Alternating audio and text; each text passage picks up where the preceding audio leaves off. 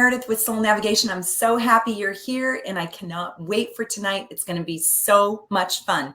I'm going to teach you tonight how to find love and compatibility in your natal chart. Not mine, but yours. So I'm going to teach you in 3 easy steps. And by the way, it's not that easy. And we're not doing sun sign astrology. So it's not like if you're a Gemini, oh, you're most compatible with fire and air signs. No, this is way deeper than that. So it makes it way more truthful, way more accurate. Trust me, trust me, trust me on this.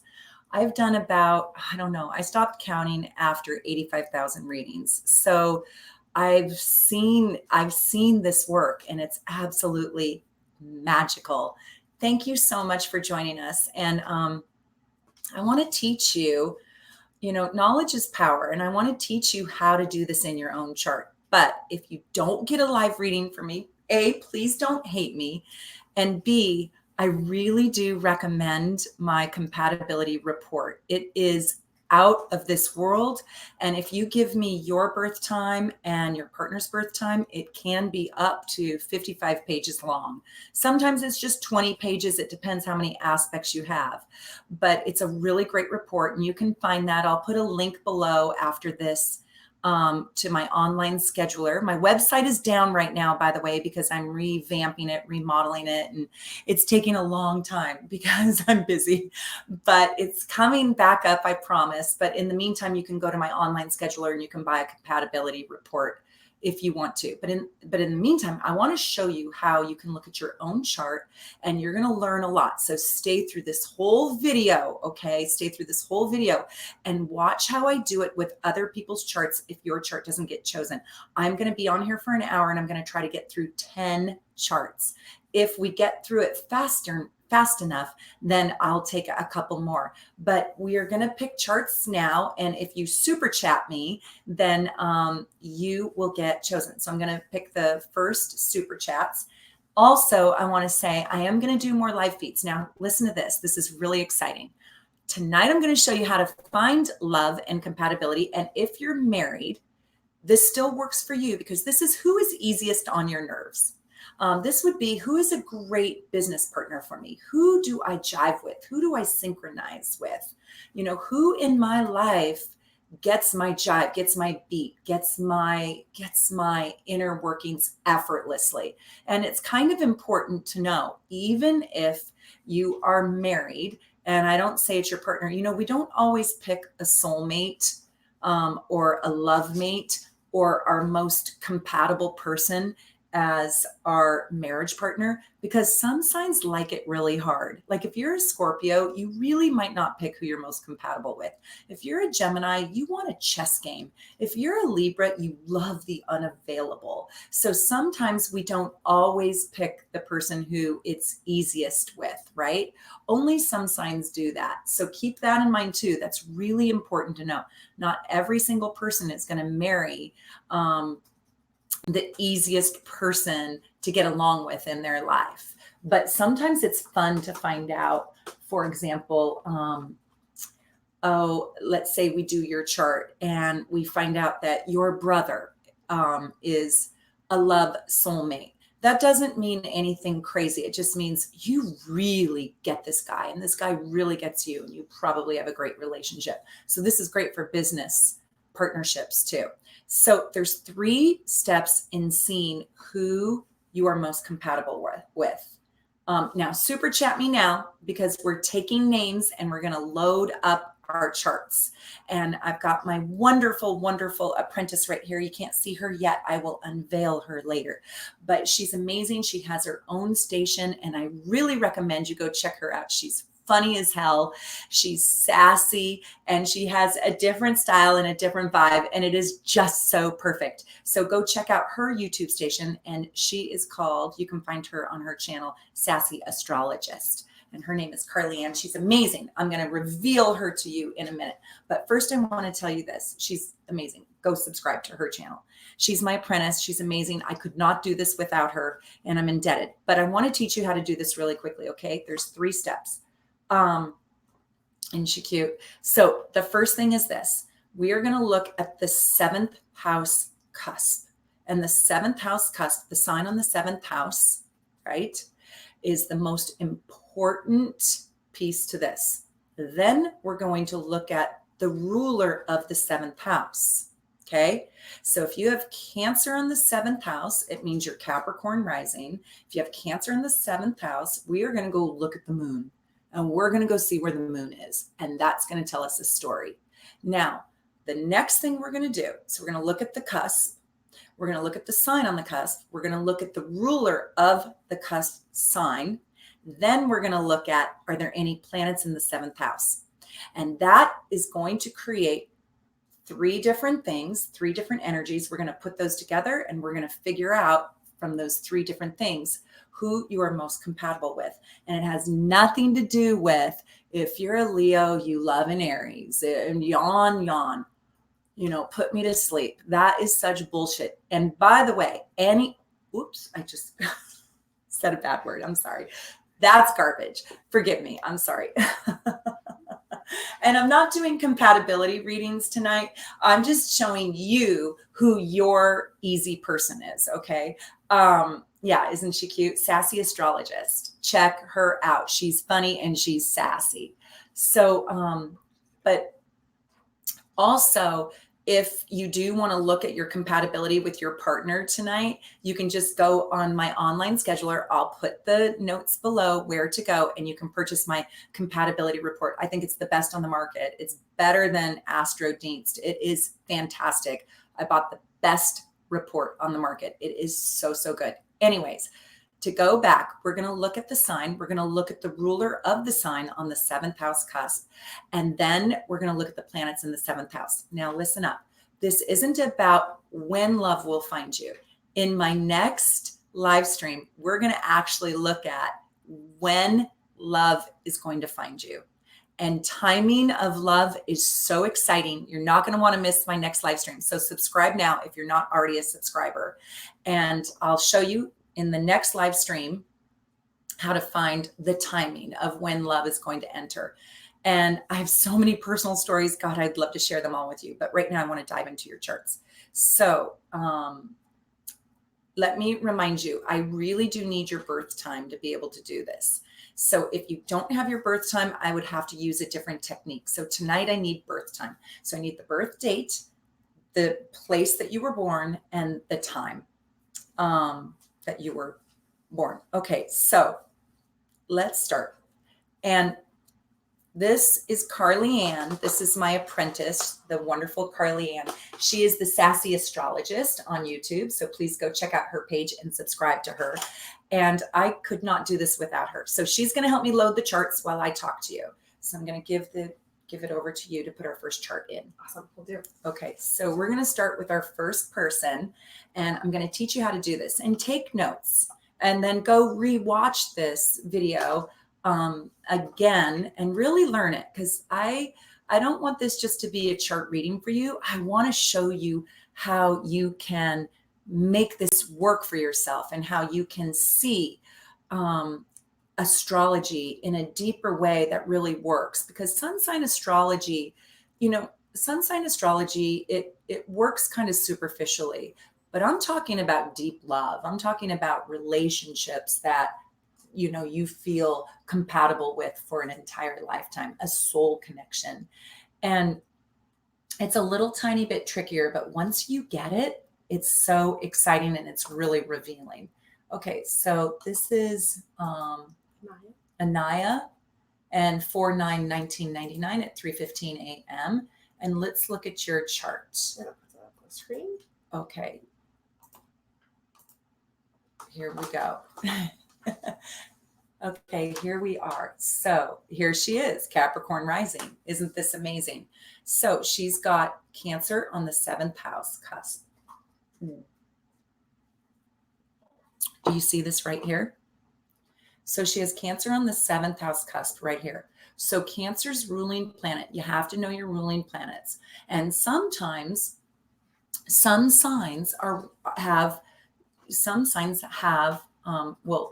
planets have two ruling signs. So if you're a Taurus or a Libra, you're both going to be ruled by Venus. So right now we want to go find the moon in her chart. Look at where it is. Bada bing, bada boom. Hello world. It's on her front door. This is the rising sign, right? So this is yourself and this is other people. And this is the house of marriage, the seventh house. So look at this. Cancer in the seventh house cusp, that's her doorway to marriage.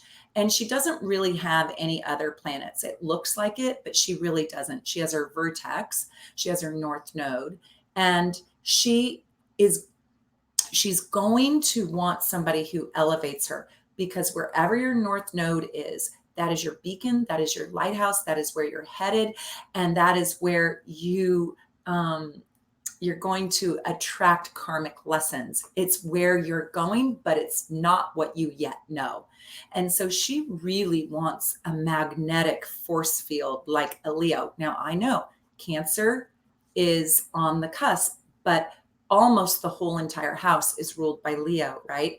And her north node is there. So she wants this magical connection. She's looking for this special someone. You know, Leos feel like they're a king. So she's kind of looking for a king that she has not really known before, somebody who will surprise her, shock her, and kind of knock her off her feet. So I go find the moon, and voila, it is her rising sign. She wants deep intimacy. She wants somebody who can truly see her. Why? What is the moon? It is the deepest part of you. And it's on her rising sign. Her rising sign is her hello. It's how she approaches the world. It's how she asks the world to see her. So she wants somebody who will see her. She wants a regal man like a Leo king, because her north node is there. She wants somebody who stretches her and grows her and pushes her outside of her box, because Cancer is shy. Cancer is safety and security. She's got to have a safe partner, but somebody who brings a pop and a razzle dazzle. She's not going to pick a boring guy, even though she is Capricorn rising and kind of reserved, and she has her moon rising. That's what this shows me right here. And there's a reserve to her. There's a shyness to her a little bit. She is an Aries. There we go. We just figured out. See, I could do this without even reading her sun sign, because I'm reading what she likes. So she likes a man who will provide her with great security, Cancer, who represents kind of a Capricorn moon, right? Who sees her, because that's her rising sign, who has probably a prestigious job, probably earns some cold hard cash, just to be honest, and works his butt off like a good Capricorn would do. And somebody who's a lot like herself, truthfully, in that regard. I bet you this is a hardworking person, and somebody who will bring it like a king, who will see himself as a king, and who will treat her like a queen. So we are going to move on to our next person. I hope you got that. And I would love to know your comments. I would love to know, who are you attracted to? I would say a Capricorn and a Cancer. We can move on to the next chart while I tell her a little bit more about hers. You need somebody really bold, somebody who's not afraid of the Aries, but they have to be sensitive enough to your needs to provide you with security. Okay, whoa, look at this chart. Wow. So of course she likes it complicated, right? So this is Carly Setter, October 15th, 1982 at 11:06 in Seattle. Hi, welcome. Yay, Seattle. I love locals, and I'm from Seattle too. So this is great. Now, right here, you can see she's Gemini, and her whole entire marriage house, the seventh house, is pretty much Gemini. She just has a tiny blip of Cancer. So what are we going to do? We're going to look at your ruling planet. The ruling planet of Gemini is Mercury. So let's go find it. Here it is right here. And Mercury sits at 4 degrees in Libra. And you know, Libra and Gemini get along so well. And Libra and Gemini both get along with Sagittarius. How funny, you have Uranus rising. So I will not go there. I'll just show you the formula, but just seeing Uranus rising, Carly likes it kind of challenging and kind of difficult and kind of complex. And you might be saying to me, no, I really don't. But it would be very difficult for you to even attract in a partner that wasn't complicated or complex. You know, you need the 5,000 the 5,000 piece jigsaw puzzle, because Geminis love the strategy and so do Libras. And so your Mercury right here in Libra is the ruler of this Gemini true love chart. So you really do need somebody who brings in complexity and brilliance, and somebody who is so smart. The aphrodisiac in your life is somebody who can mentally do gymnastics with you, who can keep you on your toes, who is filled with surprises. And the real truth is I know you kind of hate surprises, but you actually need a partner who can give them to you. So there's this other piece to people's love life, and that is, what do I want and what do I need? And what you need is somebody who can just truly teach you something, make you grow mentally, teach you a new idea and give you an aha. And if the person, Carly, can't give you an aha on the first date, boop, they're out of there. It'd be very difficult for you to find somebody smarter than you, but once you do, oh my gosh, you melt like butter. And so intelligence and Gemini qualities are absolutely critical to you.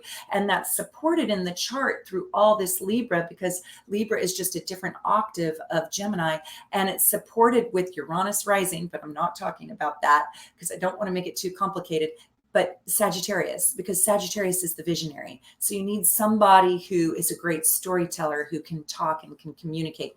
And by the way, if your partner can't talk, no, I would say the worst sign for you, even though you have Scorpio and Jupiter, would be the hardest sign, the most challenging sign would be a sign that doesn't communicate well, like Capricorn, Cancer, or Scorpio, because they're so private. You really need extroversion in order to feel comfortable with your partner. Okay, leave me some feedback. Let me know what you think about that. Carly did say you were right on. Oh, pretty cool. Okay, cool. Thank you so much. I'm so glad. You would be interesting to know. I'm going to just switch it over to us really quick. Here we go on our next person. So you can see that it takes just a couple little things to be able to see, and it doesn't have a lot to do with your sun sign, who you're most compatible with. And yes, an Aries will be compatible with a Leo. It's true. And Leo does happen to go with Sagittarius, Libra, and Gemini. This is for Carly. And so Leos would be great, right? Because they go with every piece of that. They go with the seventh house sign. They go with the ruler in your chart of the seventh house, and they go with your rising sign, and they go with your sun sign. So Leos would be great. So would Aquarius is. So you have to think a little bit about what signs go with the puzzle piece, not just your sun sign, but your sun sign happened to play a part of that role. So please super chat me. And if you super chat me, you have a great chance of getting your chart read by me tonight. But I want to teach you how to see this. So this is a little bit more complicated. This is Madeline, April 30th, 1991. And it's a little bit more complicated because you can see that we have all of these planets in her seventh house, packed in her seventh house. So what that tells us is it's relationships and true love is really important to her. Even though she is a Capricorn, she really does want, okay, this is another, Cancer on the seventh house. She really does want relationships in her life, and she wants meaningful relationships in her life. And she's probably going to attract an abundance of soul connections and soul mates. So the first thing we do is we go look at what's on the seventh house cusp, right? And it's Cancer. Now, we have got to go look first, and this is the very first step you take. We have to look first at what the moon is doing, because the moon, right? Cancer is ruled by the moon. So here's what's really interesting. Here she is with Mars right smack on this descendant. Her cusp, her doorway, the front door to her love life is at 11 degrees Cancer, and Mars sits at 14 degrees Cancer. It's right there. It's so close. But the most important thing to look at first and primarily is, what is the moon doing? Because the moon has this house on remote control. That's what I want you to think about it. If you've got an empty seventh house, it's not empty. that cusp sign, that sign on the cusp is running, it's running that entire house. So it's not empty. And you have to imagine, there's two ways that I could describe this. One, as a generator. So the generator gives that house juice, right? Or remote control. And there's a remote control that's turning that house on. And that remote control or that generator is the planetary ruler of the sign on the seventh house. I'll say it again. It's the planetary ruler of the sign of the seventh house. So you have to know your rulers to be able to do this. And you can look them up. Super easy. If you don't know them, you can look them up. So this is Cancer, and we know that the planetary ruler is the moon. So let's go look at the moon and what is it doing? Wow, dun, dun, dun, it's in Scorpio. So she needs, what is Scorpio? Deep, intense, a little bit on the dark side, a little bit of an edge, stealth. She does not truly want, even though Mars is there, she does not want a flamboyant partner at all. She wants somebody who she can trust. She wants incredible intimacy. She wants a depth of passion. She wants intensity. And she wants to find somebody, a partner, that will jump in front of a train for her, because that's what Scorpios do. That's what healthy, good Scorpios do. They will die for their partner. So this woman wants a partner who will lay it on the line for her. Now I can prove it to you, because this is crazy. And you'll see themes like this in charts. Okay, what planet is the ruler of Scorpio? Dun, dun, dun. Mars. Where's Mars? Right there at the front door. This, even though it's in Cancer, she wants somebody who she can trust. And it is probably very difficult. And I would love to know if she has found somebody. This is Madeline. I'd love to know if Madeline has even found somebody that she could trust to this degree. And I want to know if the person who she can trust, whether it be her mother, her father, her sister, her brother, her friend, it doesn't matter, her teacher, were they Scorpionic or were they Cancerian? Now, Taurus, her sun sign, happens to go well with this Cancer, but it is in opposition to Scorpio. So there's conflict here because her sun sign, it jives well with the Cancer, but it opposes the Scorpio, and that Scorpio is the ruler of this seventh house. So I know that love is not simple for her. It's not easy and it's not simple, but when she finds it, she's going to know it. Born in 1991, you still have tons of time if you haven't already, but loyalty is really important.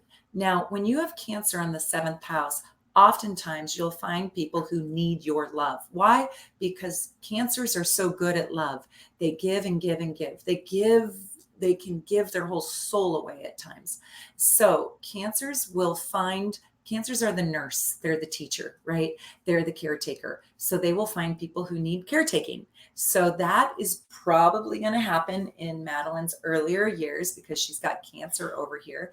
And she is going to find people that really need her.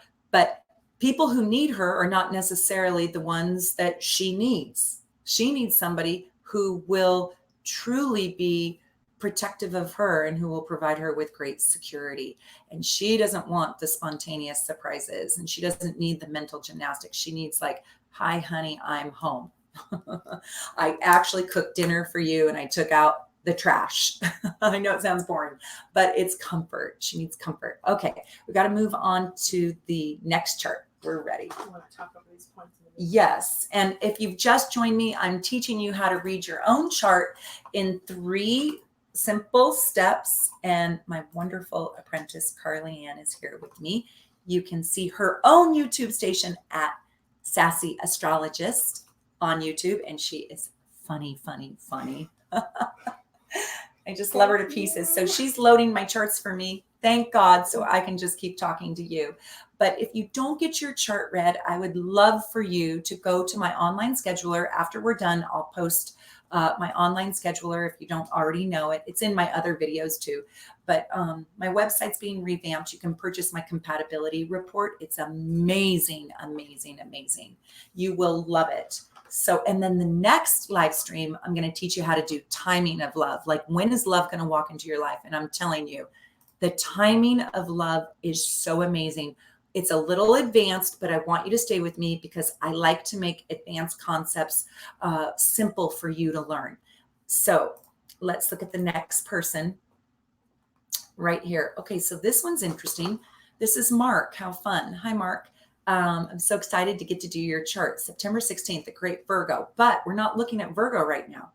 And you have a grand square in your chart. So you're a very interesting person with Gemini rising, right? Everybody can see Gemini rising right here.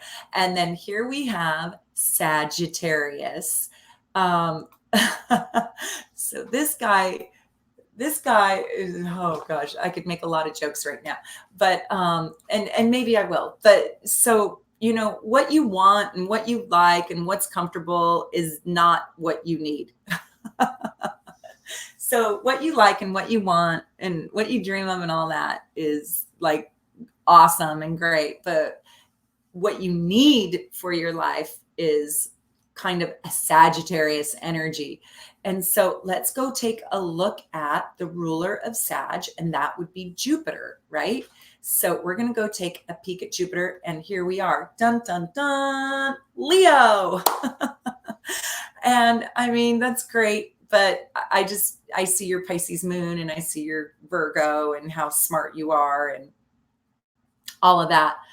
And I would say, most Virgos are looking for somebody really intelligent and very smart and very methodical. And you might be attracted to that. But what you really need is somebody who can kind of be a little bit more combustible, like somebody who can kind of blow that routine up and bring in playfulness, joyfulness, happiness, somebody who can really bring in joy and good luck and optimism. Honestly, somebody who's kind of opposite to you in some ways, or somebody who channels the higher side of you, somebody who's a real visionary, somebody who doesn't sweat the small stuff. So this Sagittarius with Leo, Jupiter in Leo in the third house, you really do need a great communicator. That's true. And Virgos are pretty good communicators, especially with Gemini rising. But you need a good communicator. You need somebody who can express themselves, who can be playful, and who can dream. And you probably like with this Neptune in the seventh house, that Neptunian Sagittarius. Isn't it funny that you do have a Pisces moon? So you do want your moon spoken to, but the Pisces moon is in opposition. You were born on a full moon. You probably know that, to Virgo. So you are not looking for yourself. I think the only quality you really need from your own self is you do want somebody who is expressive and who can communicate and who can talk. But you need a big, bold, giant, regal, somebody who knows that she's the shit. Somebody who knows that she really brings it. You need a confident woman who's not so confident that she's arrogant, but that she is truly renowned in her own art. And I think you would love an artist, somebody who is pretty opposite of you. And what I say about people who attract opposites are these are people who want to learn and grow. So you want somebody who's opposite of you rather than same and comfortable. You kind of like somebody who will make it slightly uncomfortable so you can learn something new, because you do love learning new things. And so you need a partner who can really show you a new approach and show it to you in a gentle and compassionate way. You also, with that Neptune in the seventh house, you're going to attract wounded birds. That is not who you need. You need the confident woman who is already renowned in her own work, who also can see you and be compassionate and sensitive and altruistic with you. That's that Neptune in there. So there's a sensitive side to you that wants to be brought out in your relationships. So remember, you want to look at the sign right here, Sagittarius, then the ruler, and it's in Leo in the third house. The third house is the house of Gemini. So you want to see what that Jupiter in Leo is doing. Well, it really values communication because it's in the third house. And the third house is your mind, and it's the house of communication. Then you want to go look at the planets that are in the seventh house, and that's Neptune, right? So you want that compassion. And Neptune is expressed through your Pisces moon. So you do need depth in your partner. You need somebody who can go deep. Okay, we'll go on to the next one. Have I made the steps clear? I hope I've made the steps really clear. But subscribe to Soul Navigation so you can get my next live feed announcement, because the next live feed, I'm going to show you how to do timing. And the timing is so interesting. And there's about 4 different ways that you can do timing. By the way, this is not the only way to find love in a chart. A lot of astrologers will tell you, oh, Mars and Venus, that's what you need to look for. And it is kind of true. Venus will show you what you're attracted to, sort of like the what you find appealing, and Mars will show you what you sexually want to mate with.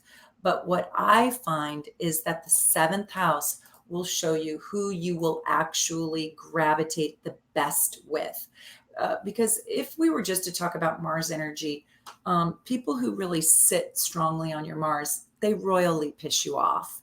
And people who just activate your Venus, while it's lovely and sweet and kind and nice and it's super fun, it doesn't mean it's long lasting. And the 7th house shows me like lifelong partnerships. So again, this is love and romance and marriage, but I also find this to be really, really good with business partnerships where it's a different kind of love and trust. Okay, so this is Kathy, December 29th, 1969, from Fullerton. Let's look at you. Well, tonight is my Capricorn Cancer axis, right? This is my 3rd one. So you guys all know now what to go do. So you know that we have Cancer on the 7th house, and we're going to go look at where the moon is, right? So the moon is sitting here in the 8th house.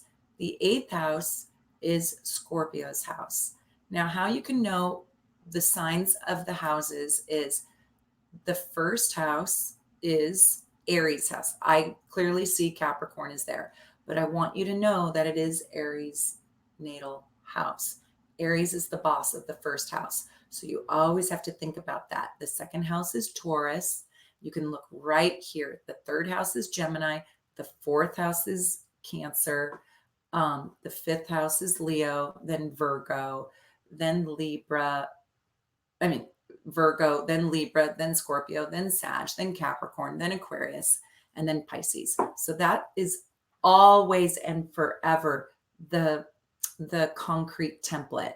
So we know when you have the ruler of the 7th house, right here, the moon in Virgo, in the 8th house, it takes on a scorpionic flavor. And you have to know that. That's the underpinnings, right?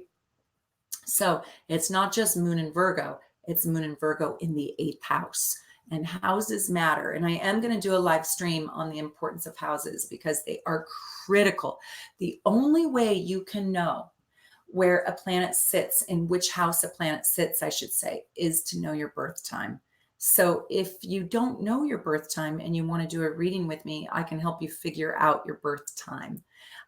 It's a different kind of reading, but at least we could narrow it down and we could get it pretty darn close. I've done this a few times. It's really hard work, but we can do it through a series of like an interview style question and answer period, because the birth time is just critical. There's so much missing if you don't have the birth time. You can still benefit from astrology and do a lot with astrology if you don't have your birth time. But I wouldn't know what the cusp of your 7th house is, for example, if I don't have your birth time. So this is kind of exciting. The moon in Virgo in the 8th house is ruling her relationships. And what does that mean? And she's Capricorn rising. This is a person who takes relationships pretty seriously, and she's not going to easily trust. It's going to be very difficult for her to trust somebody because she wants a Virgo, Scorpio, Cancerian relationship, right? So what do all those signs mean? She wants a Cancerian, security and safety, right? Warmth, compassion, nurturing, kindness, somebody who will take care of her as well as she will take care of them. And then she wants somebody who's Virgo, conscientious, truthful, good at details, somebody who has an honor about them, somebody who's very hardworking, somebody who is in service to others, somebody who is selfless. And then she wants a scorpionic flavor to it. She wants passion. She wants intensity. She wants somebody who is a transformer. She wants somebody who can literally, like molten lava, change the earth. So she wants this intense, visceral, secure, loyal, hardworking, ethical partner. And that's not easy to find. So don't give up if you haven't found your partner yet. If you have, I want to know all about him. He could be a Sagittarius, but I would be surprised if he was. Okay. So do we have another person? Yes, definitely. Okay. And I just want to say hello to anybody who has just joined us live. Thank you for joining. And I hope you'll go back and review this whole video, because I'm teaching you how to find love in your natal chart. It's really exciting and it's super revealing. And I really hope this helps people see that, I didn't even talk about her sun sign. It really doesn't have a lot to do with your sun sign. It has a little to do with your sun sign, but any two signs can get along. Any two combinations can get along. A Scorpio can actually get along with an Aquarius, and a Pisces can get along with a Virgo. But it just depends on how healthy and how willing the people are willing to work with one another. Okay, is this Christian? Okay, so Christian, let's look at you. Here we go. This is a new one. So we've got Pisces here. We have Pisces on the 7th house cusp right here. Do you see that? So this is a cool one to study, because it's the first one where we got to go look in two places, because Pisces has two planetary rulers. You already probably know this: Jupiter and Neptune. Jupiter is the old ruler, and I like to go with old rulers first. And then Neptune is the modern ruler, right? Because we only just recently discovered Neptune, and the ancients used Jupiter. So let's go take a look at Jupiter first. Right here it is in Leo in the 11th. So we have to put a Leo flavor in this, and you know that the 11th house is natally ruled right over here, right? There's the 11th, and then there's the 12th house. It's ruled by Aquarius. So we got to put an Aquarius piece to this. And Aquarius and Pisces, believe it or not, I love those signs together, even though they're completely opposite. One is super emotional and the other is totally chill. But they both really, really, really care. This is what they have in common. They both really care about the world and the universe. They care about the world larger than themselves. They care about people and problems that are giant humanitarian issues. And so I really like that combination. So with Pisces, on the descendant, that's what this line is called, with Pisces on the descendant, this is already a humanitarian person. And then the ruling planet in Leo is in the house of the humanitarian, Aquarius. And so she wants somebody who's confident like a Leo, somebody who's bold and brave and a little bit glamorous. Pisces also loves glamour. Pisces and Leo are the same, because they're kind of addicted to, I don't know, the sparkle in life, the razzle dazzle, kind of the glitz and glamour and beauty. They both are in love with beauty in different ways, but it still translates. So her themes are a little bit repetitive, and in a good way, repetitive, like they reinforce each other. So there's Jupiter and Leo. She needs a humanitarian. She needs somebody who like gives two flying squirrels about the world. She needs somebody who's not totally selfish and self-absorbed, but they have to be strong enough in themselves that they are not a pushover. And then let's go look at Neptune. Well, here it is in in Sagittarius, just to give it way more of the same flavor, right? So Sagittarius is the philosopher and is the person who thinks way outside of themselves when they're healthy. When they're selfish, both Leo and Sag can get too self-absorbed. So I would have to tell her, God, don't pick somebody who's so self-absorbed that they need you and then cling on to the Pisces overgiver in you. So hopefully she's healthy enough that she's not overgiving. And here she is an Aquarius. Did you notice? I didn't even look at that. Didn't even look at her sun sign to figure out who she's most compatible with until like 6 steps into this. So, and she has Mars on the sun. So I think this is a badass. I don't think she's going to give herself away. But she is Virgo rising. So she could have a tendency, if she found somebody who really needed her, she might be a bleeding heart, but I doubt it with Mars on the sun. That part, I don't want you to pay attention to. I want you to kind of, that's just sort of like extra sprinkles on the cupcake. I really want you to see this Neptune in Sag and in the fourth house. She needs somebody who is big and bold, somebody who cares about the planet and the world, somebody who would give their shirt off their back to somebody suffering, somebody who will champion her causes, somebody who will be a humanitarian with her, somebody who cares about no plastic straws ever again and banning plastic bags, only using paper. If that, she probably even has a better idea than paper bags. So recycled bags, I bet. So what I'm saying is she needs somebody who will sit in alignment with her bigger picture of life. She has a giant picture for what life should look like, and she wants to serve that. And so you would want somebody who would champion your causes with you in a big, bold way, and who will not shrink inside of your kind of progressive, more modern opinions. I'd love to know how you feel about all that. Let me know. Leave me some feedback. Okay, we're on to the next one. Question from Carly. Oh, okay. She was wondering when you ask Here, Carly, I'm going to ask your question for you. When you're telling people what sign they should look for, you're talking about their sun sign, correct? Like when you look for an Aquarius or a Capricorn or whoever. Oh, that's great. Yeah. Okay, let me answer that. Okay, so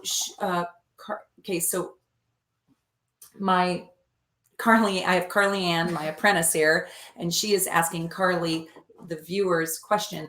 When I say you want to look for somebody who has that sign, what I don't really necessarily mean the sun sign, but I do mean a prominent placement.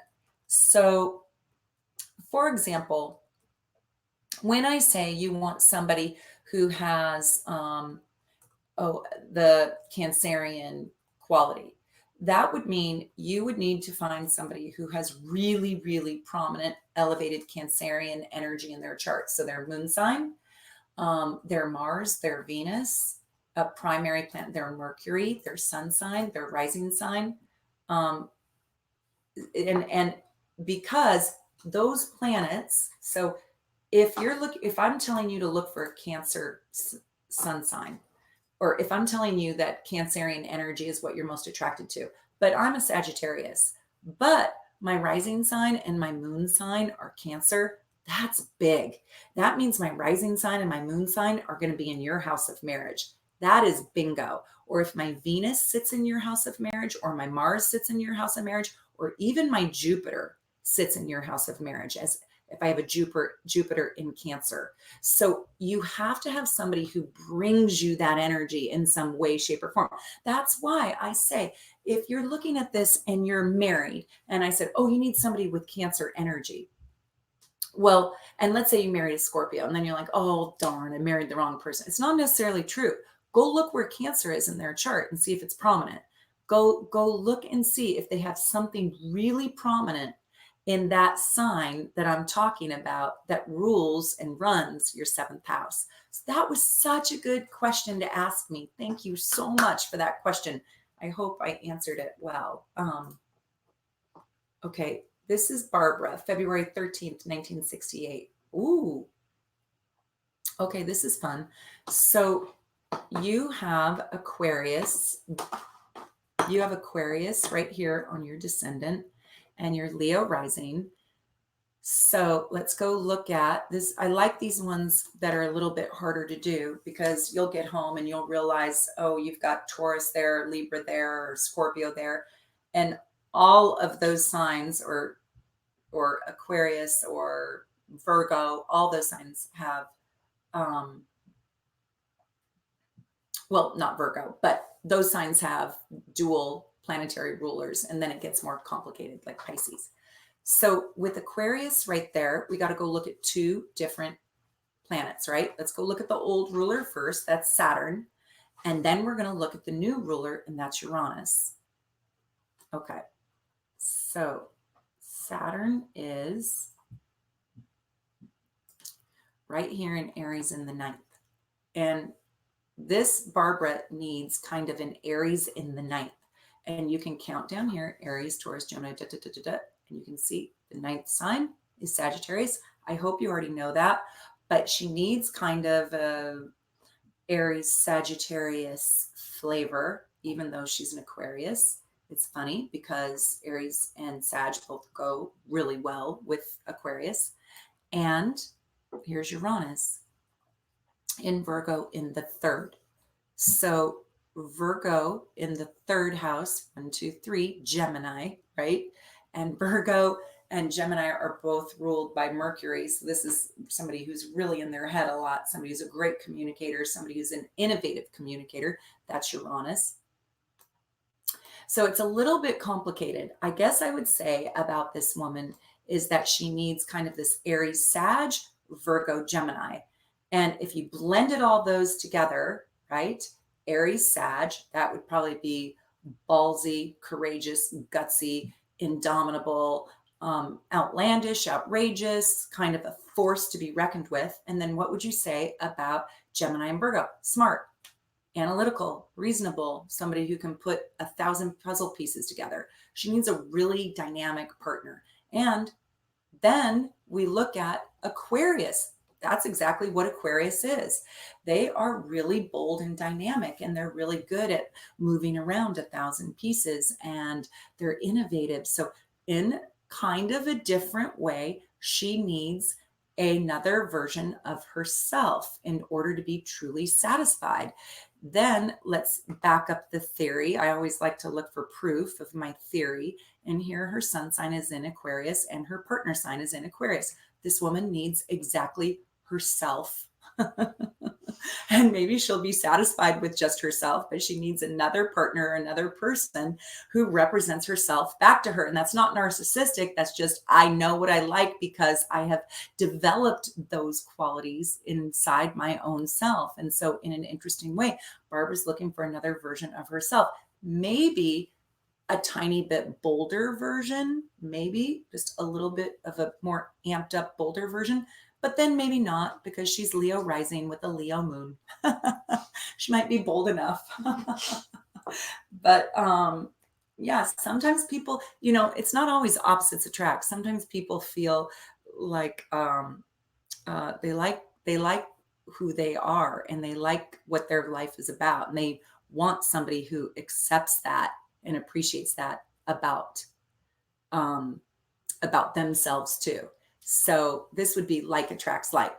So if you're not getting your chart read, we're going to move on to the next one.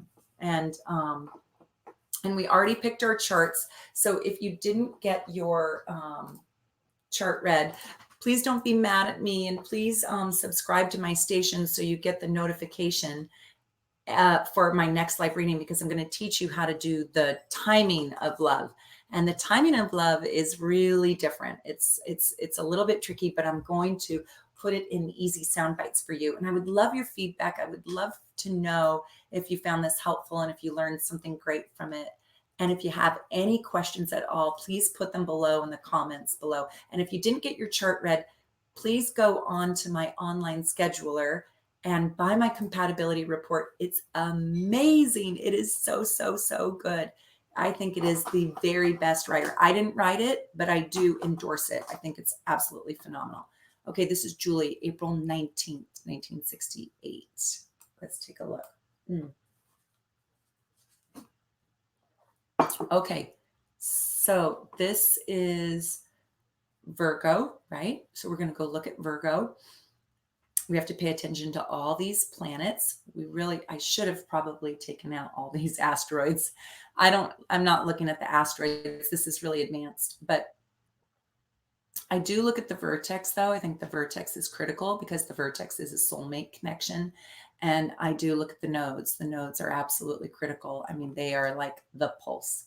So I think those are important, but I probably should not have put those asteroids in.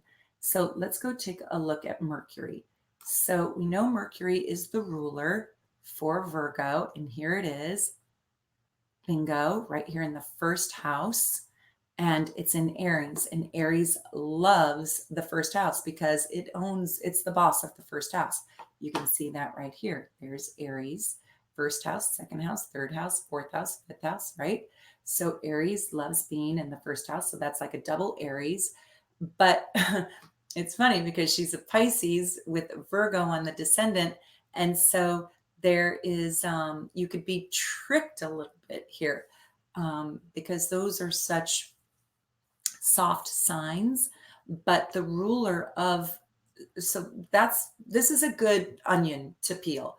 So you could just stop at Virgo on the descendant, right? And go, oh, you like a smart person who's a Virgo, is a good communicator, good organizer, somebody who's in the weeds, in the details. And it's not really true because her Mercury is in Aries. So there is a grenade, there is a fireball, there is that hot molten lava that's volcanic that's going to shoot up. There's that rocket fuel that's behind that Virgo. So that's all a trick. That's all a big fat trick. It's not just proper Virgo. So on the first date, you're probably going to get this proper Virgo, presenting herself. Maybe not because she's a 29 degrees Aries. She might not be able to hide it, but it's not really true. She really does need Batman. Batman as a partner, somebody who is going to serve others, Virgo, right? That's the Virgo. And somebody who is extremely bold and smart and confident and outspoken and says what they feel and doesn't mince words. And this woman is not going to play games. Even though she's a Pisces rising, she will not play games. She wants to get to the jugular, right? That's Aries. Like, we have no time to waste. As a matter of fact, I'm wasting too much time talking about all this that she already knows. But let's go on even further. There is Pluto, dun, dun, dun, sitting right there on the door of her descendant. So what is Pluto? Well, Pluto is the great transformer. It is Scorpio's ruling planet, modern ruler. And so that's why I said it's Batman. I mean, Batman is Scorpio, Aries combined, but he's also a vigilante and he serves others, and that's Virgo. So she is looking for some version, male, female, doesn't matter, of Batman, this vigilante who is like ferociously capable, mentally bright, somebody who can literally take on the world and change it. And somebody, here's Uranus in here too, and her South Node is there. So she's going to recognize this person when she meets them. So I would love to know, Julie, are you in partnership? Have you met this fabulous person? And if this person had a scorpionic feel to them, I would not be surprised. An Aries feel, I would be kind of surprised if you landed on a Virgo, to be honest with you, because there's so much fuel underneath the Virgoian mask, but they would have to know how to play by the rules, because Virgo likes to play by the rules. Virgo likes to have it nice and proper. So I don't think you would want it so rugged that your partner completely disregarded the past traditions of life and the past rules and just a total outcast rebel. I think that'd be too much for you. It's got to be kind of this blend between good guy and bad guy, or, nice, whether it's male or female. I don't mean to be stuck in heterosexual stereotyping. It's just, I'm just speaking spontaneously from my own mind.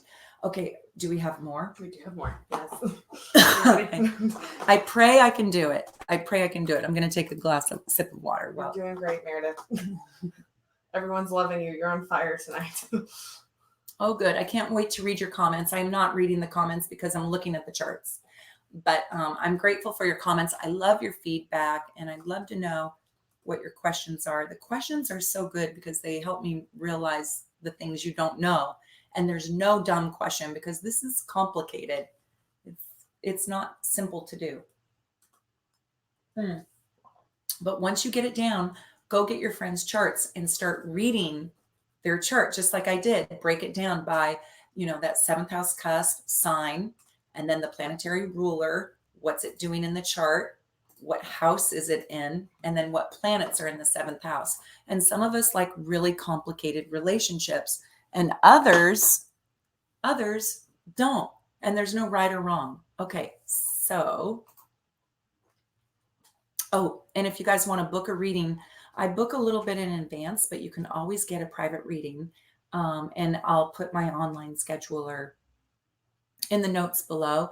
But that's really what I do for a living. I am a professional astrologer. I've been doing this for over 20 years. And I'm lucky that I can say that I have over 10,000 clients in 17 countries.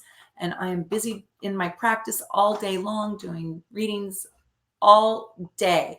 But I like to be able to teach, and this has really kind of been a new fun thing. My station's kind of new, so I appreciate any subscribers, and please feel free to go look at all my videos and tell me what you think, and I'd love your comments. I take them to heart, and I put my heart and soul into my work, so I appreciate all your feedback. Okay, so this is a Virgo rising with Pisces on the descendant. We call this the descendant. And Mercury is right there, but we're not going to look at that first because we're going to go look at the two rulers of Pisces, Jupiter and Neptune. Don't forget her name too. Oh, thank you. Yeah. See, I need her. Samantha. This is Samantha, April 16th, 1999 at 4:43 p.m. in San Diego. Okay, so Samantha, you with Pisces on the descendant, we're going to go look at Jupiter. And what do you know? It's right there in the seventh house. So Jupiter is an interesting sign, as I talked about the moon being so deep, Pluto being the transformer. Jupiter is so expansive. It's 13,300 times the size of Earth. And so wherever Jupiter is in your chart creates this expansiveness. Do we have the right? You know what? She just told us that it's AM. Let me switch that really quick. Thank God, because sorry, I was Samantha. Like, wow. We'll just do that again. That's okay. Okay. That's okay. So AM and PM, it really matters. Every single minute matters in a chart.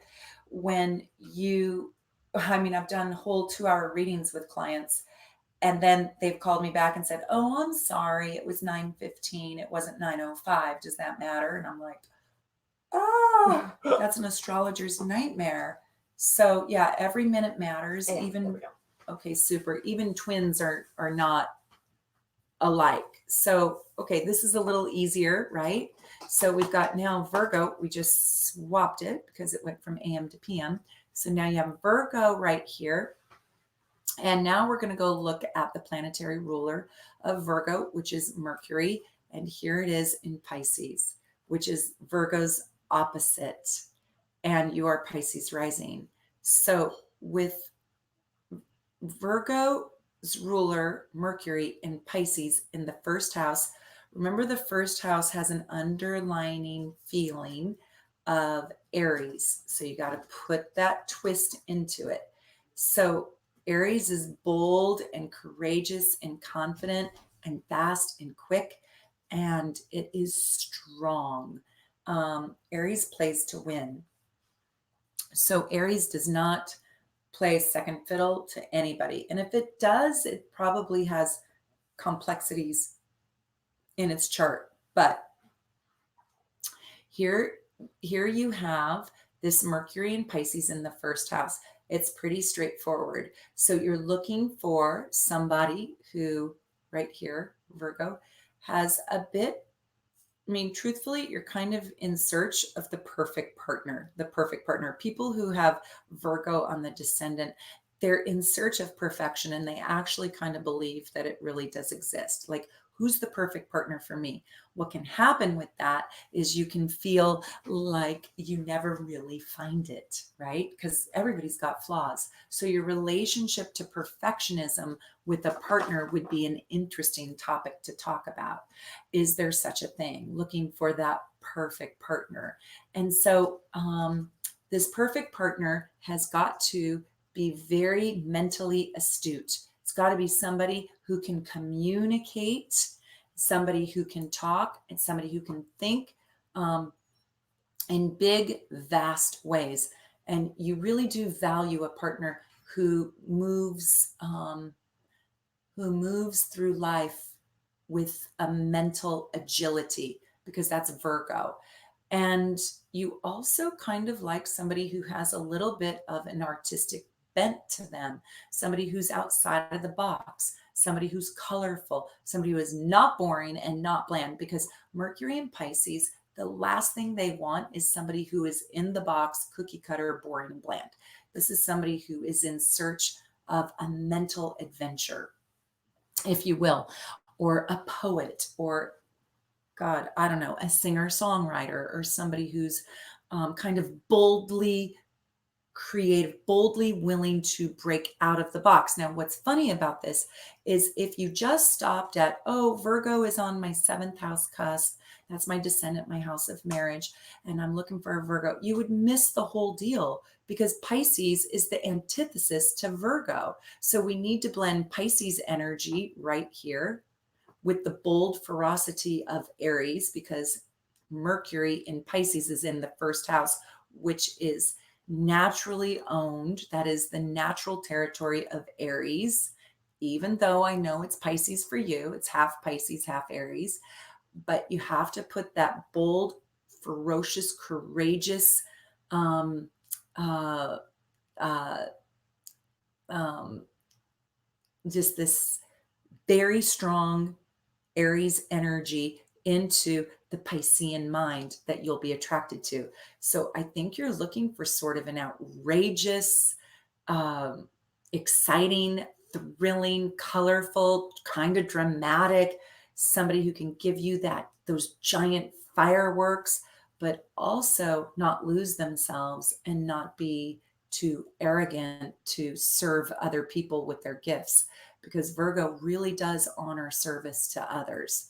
So you could pick somebody even who maybe in the military, but is doing something bold and courageous and outside of the box in the military.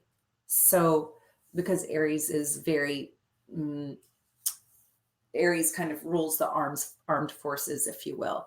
So blending all of the signs and the planets and the characteristics and the houses is critical here. I hope you're kind of seeing how it's done, and I'm hoping that you can do it yourself. Okay, you ready to move to the next? And is there anybody else? We can do one more if you want. We're past 8 o'clock, so. Okay, do we have one more? Yeah, we have one more. Let's do it. Let's do just one more, and then anybody else who didn't get their chart done, I'm so sorry. Please don't hate me.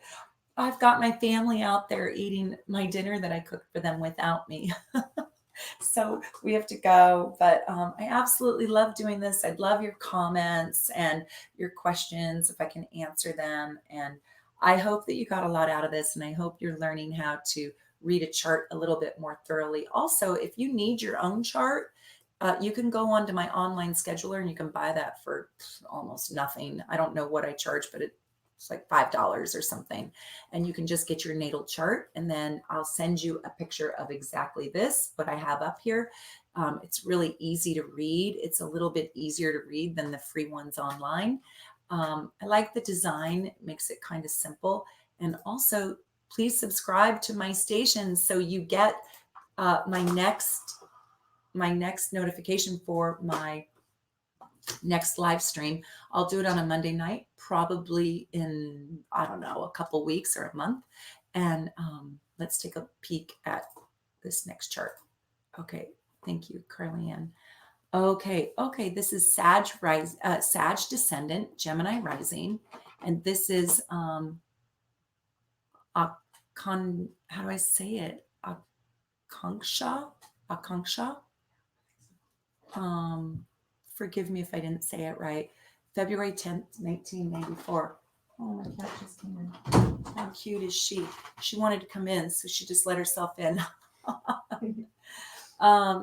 She's a Taurus, so she gets anything she wants, basically. So this is Sag rising right here, and we got to go find Jupiter. Right here's Jupiter in the 6th house. This is good because we haven't had anything like this chart. So here's Jupiter in Scorpio. So while this person probably looks more bubbly, a little bit more bubbly, and a little bit more outgoing, you really do gravitate to somebody who can socially hold their own. That's the Sagittarius.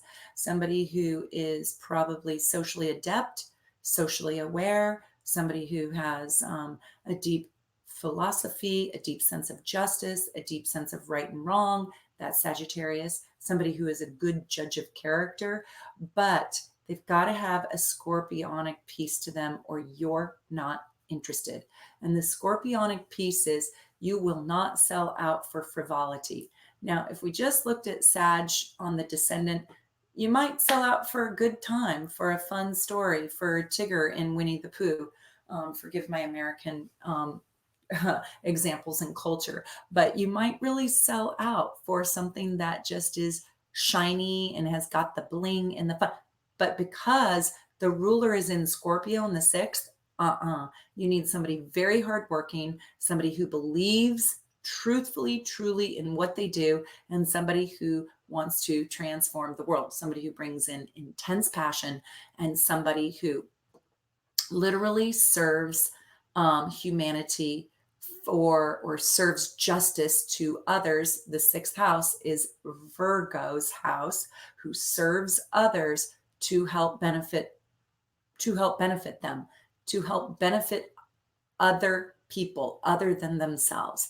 So I think that the downside of Sagittarius, the selfishness that a Sagittarius can display at times, could really turn you off. So it's not just that you need a Sag. I think you need a Sag with this scorpionic Virgo bent to it. So you kind of need a really healthy Sagittarius type of flavor, or a very healthy scorpionic or Virgo flavor that can. Now, here's the thing. If you just picked a Scorpio and if you just picked a Virgo, that might be too much of an introvert for you, because you need somebody who can socially hold their own and not cling on you and not depend on you to do their extroversion for them. So you've got to have the blend. Like, this one's complicated, because if you don't find the person who can socially hold their own, you will just be driven into sheer madness.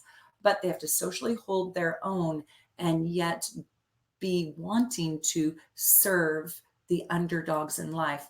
This would remind me, I don't even know what her chart is, but this would kind of be like an Amal Clooney, who socially can hold her own. She can walk into a room regally anywhere. She can probably talk to any human being in front of her, whether it is, the child that is suffering from human rights, or the president of the United States, or the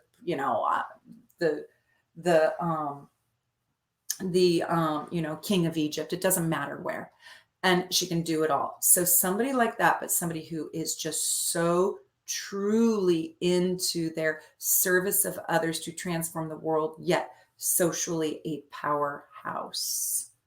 So give me your feedback on that.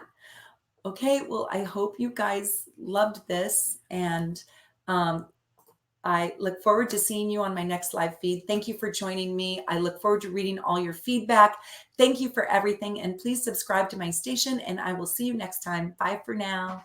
Take care. Oh, bye. Say bye to Carly-Ann, and go subscribe to her station at the Sassy Astrologist on YouTube. Bye.